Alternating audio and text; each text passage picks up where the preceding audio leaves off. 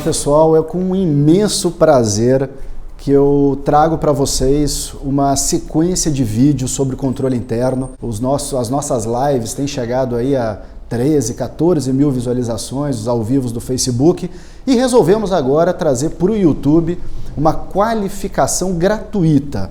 É claro que para isso a gente conta com empresas que apoiam a capacitação. Vocês podem ver aqui atrás o nosso banner, nós temos a DMK, Assessoria Contábil, nós temos o Grupo G2 do nosso amigo Cláudio, a DMK do nosso amigo Dilson e a iSistemas.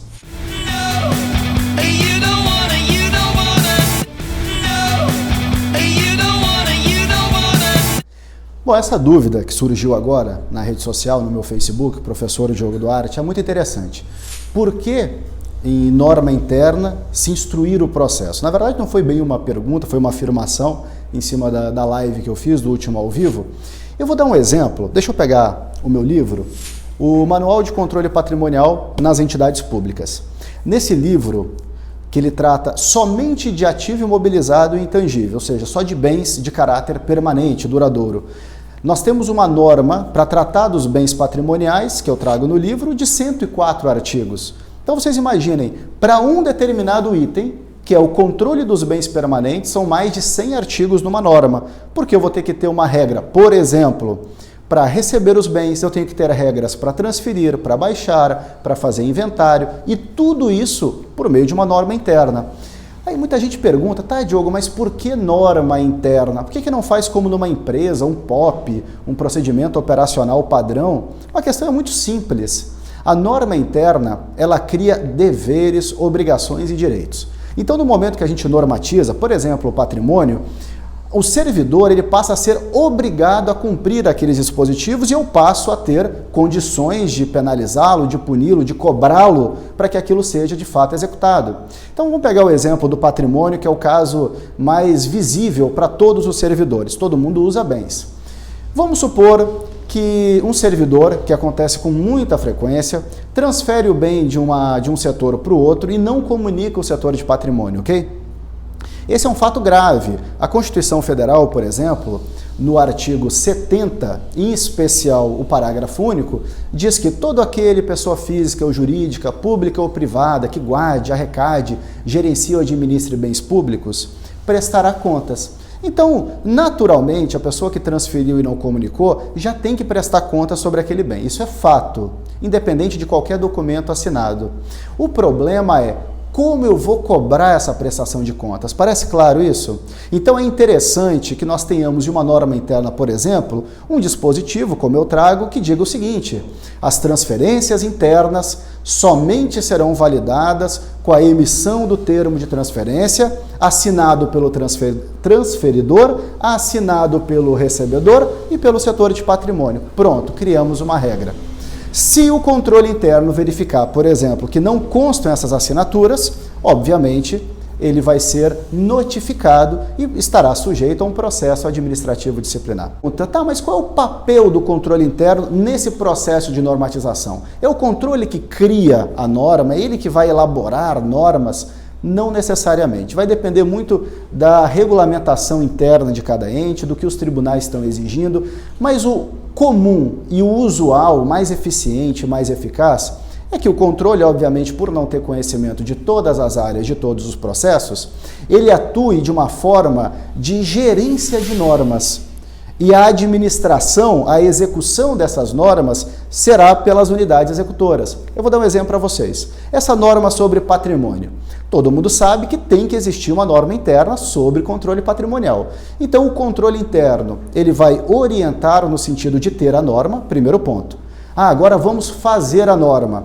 Ele pode dar os parâmetros e ele pode oferecer, isso a gente sugere sempre, a norma das normas, ou seja, qual vai ser o padrão de normas dentro das regulamentações internas. E a unidade executora, que no caso seria a Secretaria de Administração, normalmente assim o é, vai elaborar a norma, vai eleger alguém para elaborar essa norma em conjunto, em parceria, em harmonia com o controle interno.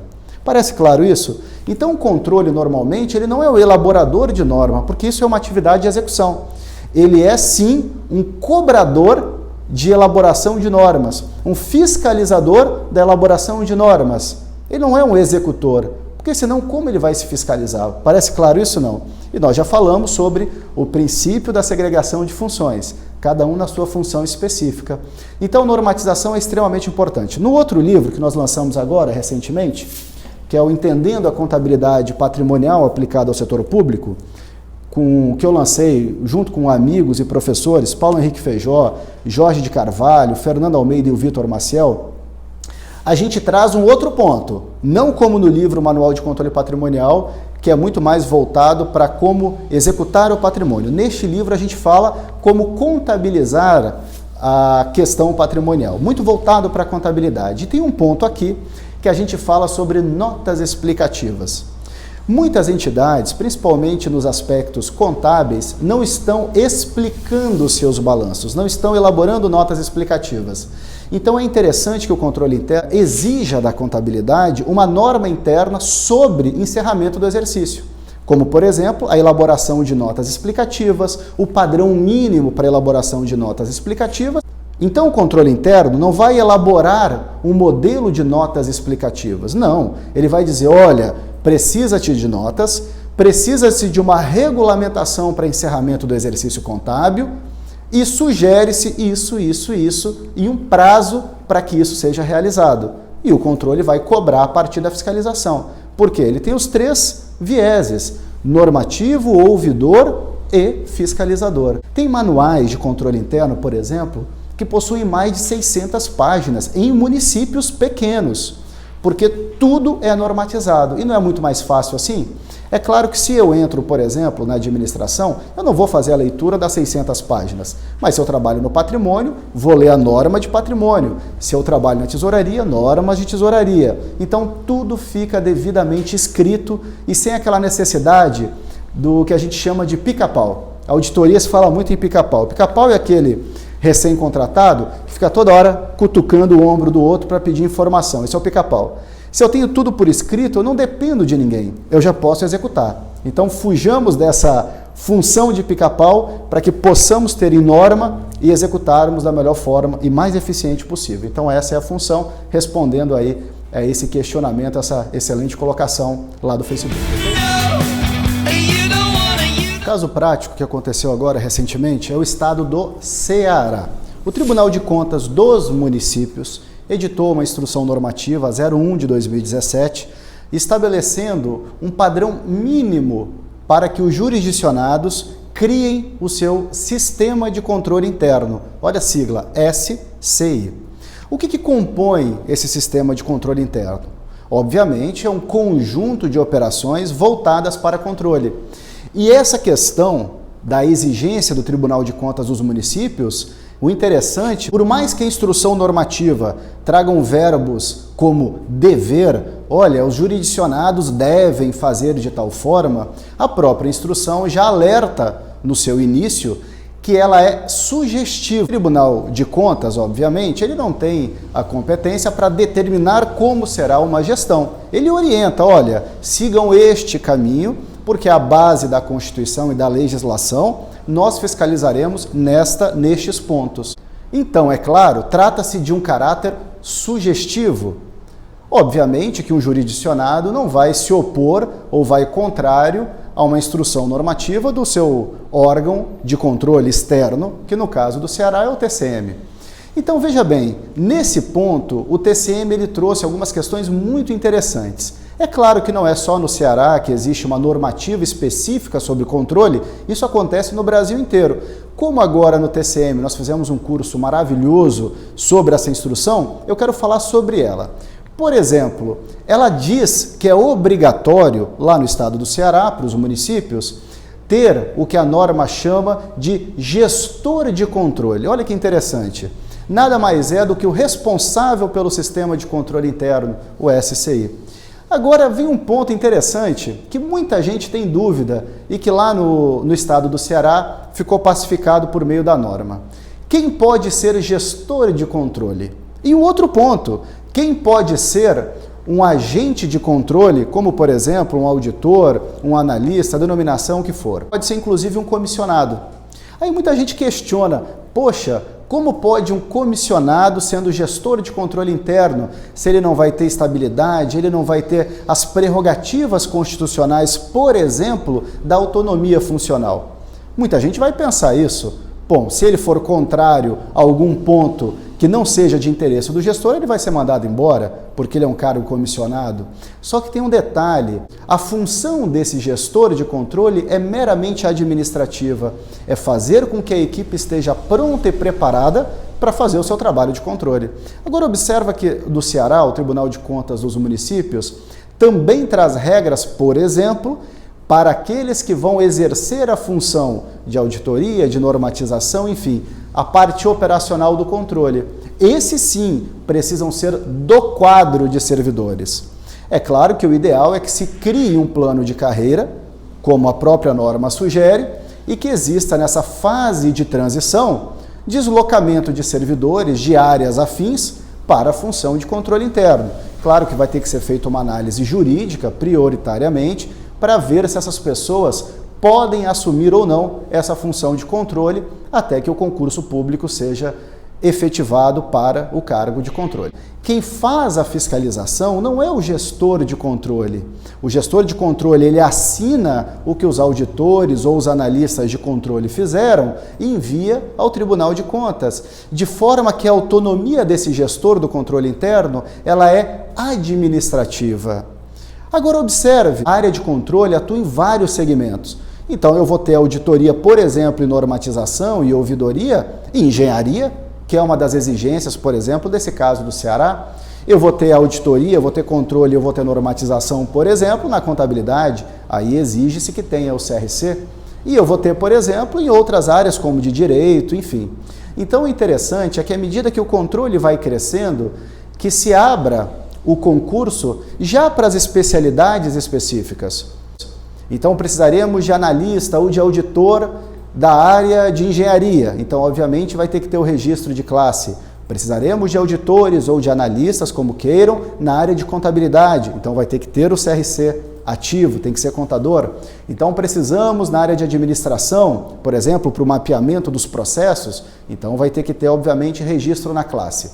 Então, essa questão de que a auditoria ou controladoria, de uma forma ampla, precisa ser obrigatoriamente contador, isso é mito. O que eu preciso é ter contador para analisar, normatizar as questões contábeis. É óbvio que eu não vou pegar um engenheiro para fazer análise de um balanço contábil. Não teria fundamento nenhum, como eu também não vou utilizar-me de um contador para fazer uma análise de uma obra, por exemplo. Então, como se diz no jargão popular, cada macaco no seu galho, cada um dentro da sua competência, porque o controle é muito mais amplo. Então, esse caso prático é para dizer que o TCM do Ceará está de parabéns, criou a sua norma, outros estados já o fez anteriormente, como Espírito Santo, Minas Gerais, Rio Grande do Sul, mas eu estou falando desse caso mais recente. Dá uma olhadinha aí só rapidinho nesse vídeo que vai aparecer para vocês agora, dessa turma maravilhosa. Foram mais de 100 pessoas num treinamento de 2 dias, só aí para sentir o clima de como foi esse treinamento. E vamos adiante, que ainda temos alguns assuntos para... circulada aqui, ó. Ah, bacana. Olha a gente bonita. Olha aí, olha aí. Não, tu não, é exceção, tá? Porque o seu... A legislação não é nenhuma novidade em termos de controle interno. Desde 1964, só falando da legislação vigente, nós já temos dispositivos, a exemplo da Lei 4.320. Mas vamos começar por uma ordem hierárquica das normas. Então, primeiro a Constituição Federal. A Constituição possui basicamente 2 artigos muito importantes que tratam de controle, o artigo 70 e o 74. O que eles vão dizer em conjunto, em harmonia? Os poderes manterão o sistema de controle interno, SCI, Sistema de Controle Interno. No caso de um município, obviamente, vão ser os poderes executivo e legislativo, Estado e União, legislativo, executivo e judiciário. E diz mais, serão feitos esses controles de forma integrada e darão também apoio ao controle externo. Então observa que a fiscalização, a partir desses dispositivos constitucionais, não são mais exclusividade dos tribunais de contas, também agora do controle interno. Por quê? À medida em que ocorrer qualquer irregularidade, é obrigação, é função do controle interno dar ciência ao controle externo na sua missão institucional. É interessante que o artigo 31 da Constituição Federal diz que o controle interno é o órgão responsável pela fiscalização do município. Bem interessante essa parte. Agora, a Constituição ela não restringe somente a fiscalização. Ela diz que é o órgão responsável pela fiscalização. Claro que além de outras atribuições que serão normatizadas internamente.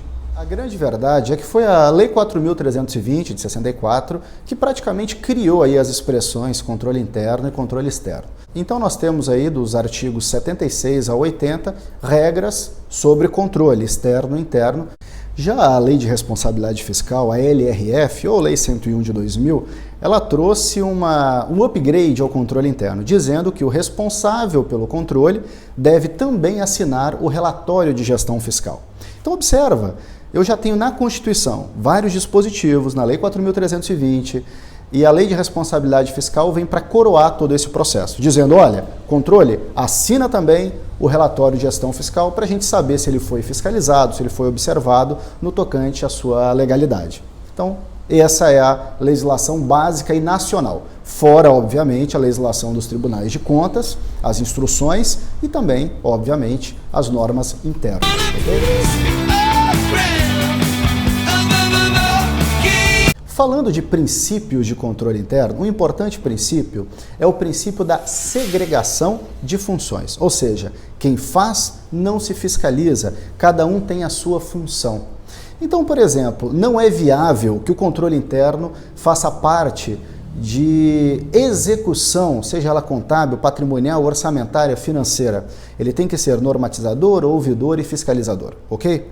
Então vamos pegar um exemplo. O controle interno não vai executar o controle patrimonial. Ele vai auxiliar na normatização, ele vai auxiliar na fiscalização, executar a fiscalização e vai auxiliar ouvindo como ouvidor para se criar essas normas e essas rotinas. Então veja, esse princípio é fundamental. Eu vejo aí muitas entidades, por exemplo, colocando o controle interno como executor de N atividades. Então ele perde a sua função principal. Como, por exemplo, se o controle interno for responsável por realizar o controle patrimonial, então ele deixou de ser controle interno. Ele passou a ser uma unidade executora e isso tem que ficar bem claro. Outro princípio muito discutido na doutrina, na legislação, de uma forma geral, em alguma jurisprudência, é a independência técnico-funcional. O que significa esse princípio? O controle ele tem que ter um corpo técnico capaz de realizar as suas funções, não dependendo de outros setores. Por que isso? Ele precisa ter a sua autonomia, porque o controle ele tem a sua independência. Então, vamos a um exemplo prático. Vamos supor que nós vamos fazer uma fiscalização na área contábil. Se eu não tenho corpo técnico para fiscalizar, eu vou depender de outros servidores, eu já perco a minha credibilidade, a minha funcionalidade. Então, eu tenho que ter esses profissionais para realizar esse processo. É claro que existem as fases de transição, nós estamos falando da situação ideal e às vezes o mundo real não comporta todos esses profissionais. Mas na medida do possível, o nosso foco, o nosso objetivo tem que ser a independência técnico-funcional, que é um princípio. Agora, obviamente que o controle em alguns momentos, como por exemplo, nessa fase de transição em que não há corpo técnico, um corpo insuficiente, é possível sim a contratação de consultorias, assessorias para darem um suporte técnico para que ele possa fazer o seu trabalho de forma independente e funcional. Agora, isso tudo também é normatizado normalmente dentro do Tribunal de Contas para os seus jurisdicionados. Aí cada um tem uma interpretação, tem uma linha de entendimento, mas normalmente se aceita sim essas contratações desde que venham ao encontro da função do controle interno. Se tiver em acordo e estiver alinhado, não vejo problema nenhum, mas vai depender da interpretação de cada tribunal. Outro princípio é um princípio que a União trabalha há bastante tempo, por exemplo, na Receita Federal.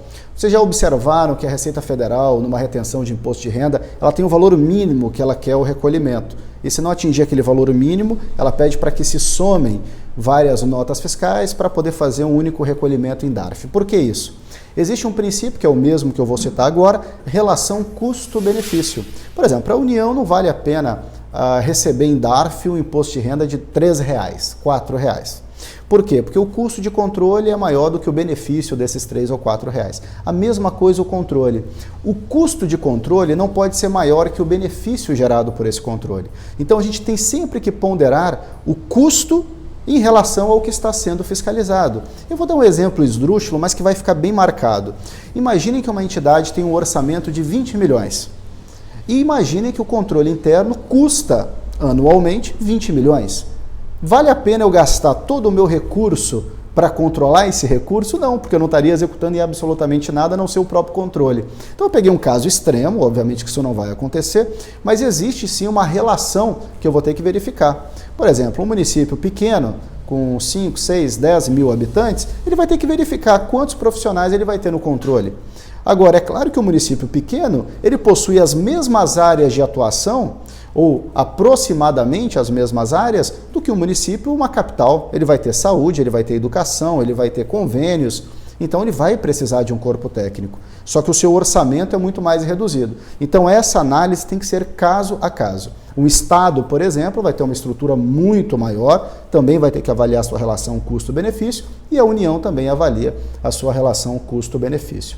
É claro que eu preciso atingir um padrão mínimo, sistema de controle interno, para cada poder e de forma integrada. Saindo um pouco dos princípios do controle interno, existem os princípios constitucionais da administração, que o controle, claro, que vai ter que observar ao longo das suas atividades. Como, por exemplo, o artigo 37 da Constituição, que traz os princípios chamados LIMP, legalidade, impessoalidade, moralidade, publicidade e eficiência. O controle vai ter que se pautar nesses princípios para criar as normas ou auxiliar na criação de normas, na fiscalização e na ouvidoria.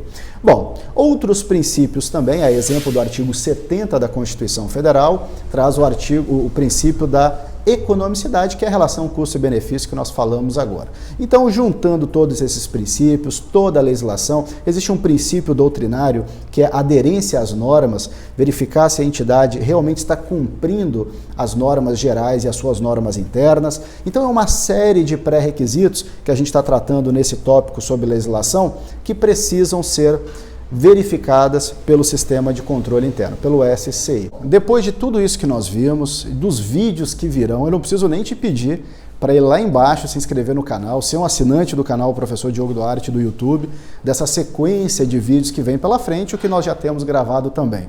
Obviamente, eu vou agradecer mais uma vez a quem apoiou este treinamento, essa videoaula, na verdade, aqui no YouTube, a DMK Assessoria Contábil, do Dilson lá no Amazonas, o Grupo G2 do Cláudio lá no Ceará e a Sistemas para contabilidade e também para gestão pública, também no Ceará. E eu quero agradecer a você que esteve até agora e vai continuar nos prestigiando no canal e já lhe convido, www.professordiogoduarte.com.br para os nossos vídeos, para os nossos treinamentos presenciais e, obviamente, Facebook e Instagram, onde eu faço ao vivo, Professor Diogo Duarte, @Professor Diogo Duarte. Olha, eu vou agradecer em especial a Deus que permitiu que nós estivéssemos aqui hoje e desejo a você um excelente trabalho, que Deus te abençoe, espero lhe ver na próxima. Um forte abraço, tchau.